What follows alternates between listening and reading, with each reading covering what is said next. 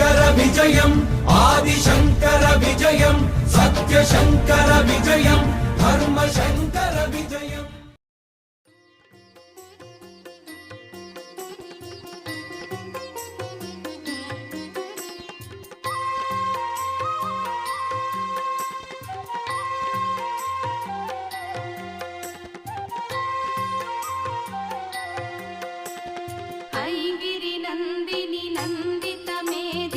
विश्वविनोदिनि नन्दनुते गिरिवरविन्द्य शिरोदिनि वासिनि विष्णुविलासिनि जिष्णुनुते भगवति हेशिति कण्ठकुटुम्बिनि भूरि कुटुम्बिनि भूरि कृते जय जय हे महिषासुरमर्दिनि रम्यकपर्दिनि शैलसुते।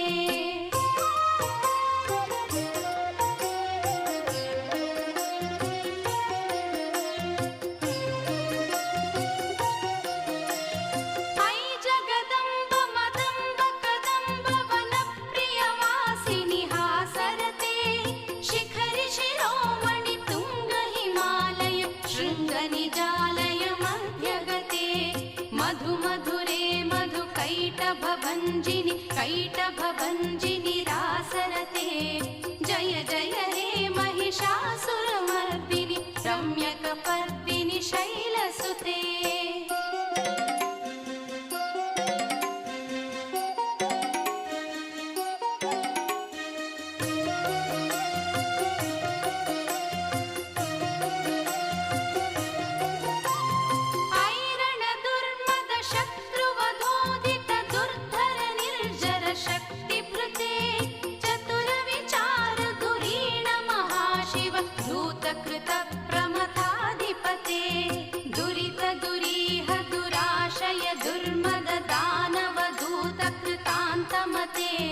जय जय हे महिषासुरमर्दिनि रम्यकपर्दिनि शैलसुते।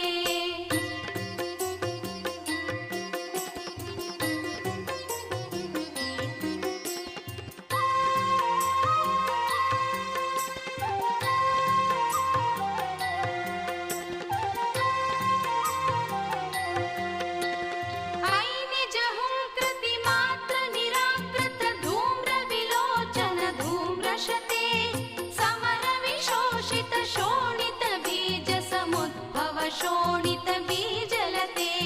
शिव शिव शुम्भ निशुम्भ महाहवतर्पितभूतपिशाचरते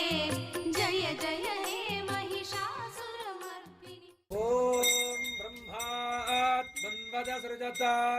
अथ कामयत समात्मना पद्येयेते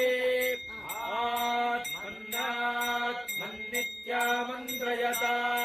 तस्मै दशमगुम्भूतः प्रत्यशृणोत् स दशहूतो भवत् दशहूतो हवैनामैषः तं वा एकं दशहूतकं सन्तम् दशहूतेत्याचक्षते परोक्षेण परोक्षप्रियाय मन्त्रयत तस्मै सप्तमगोहोतः प्रत्यशृणोत् स सप्तहूतो भवत् सप्तहूतो हवैनामैषः तं वा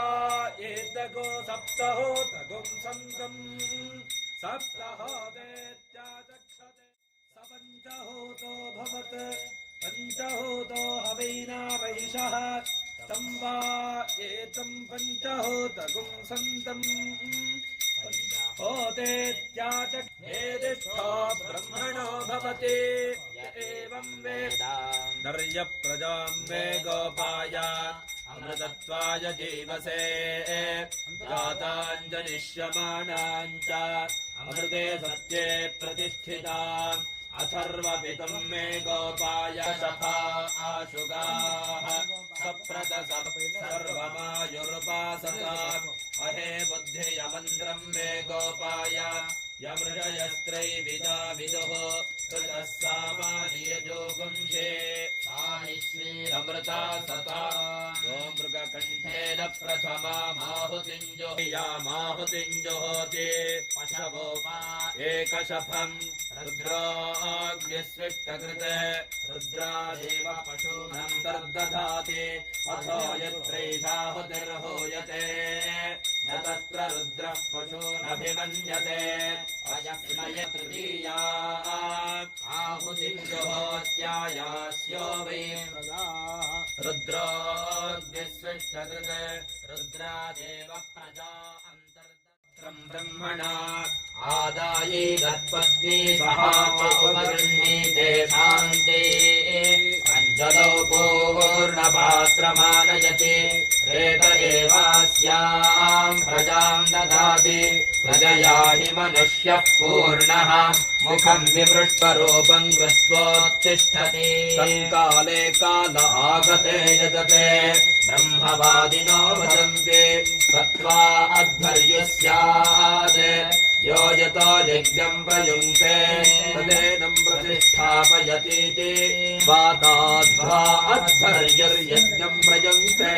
देवा गातुमिदो गातुम् विष्टागातुमितेत्याह यत एव यज्ञम् प्रयुङ्क्ते तदेनम् प्रतिष्ठापयति प्रतिष्ठति प्रजया पशुभिर्यजमावदस्य लोकस्य नार्तिर्नरिष्टिः नान्तो न पर्यन्तोऽस्ति यस्यैवम् विदुषो अग्निहोत्रम् जुह्वते यमुतेन देवम् वेद साङ्ग्रहण्येत्यायजते इमान् जनतागुं सङ्गृह्णानीति द्वादशारत्नीरचना भवति द्वादशमासाः संवत्सरः संवत्सरमेवावरुन्धे।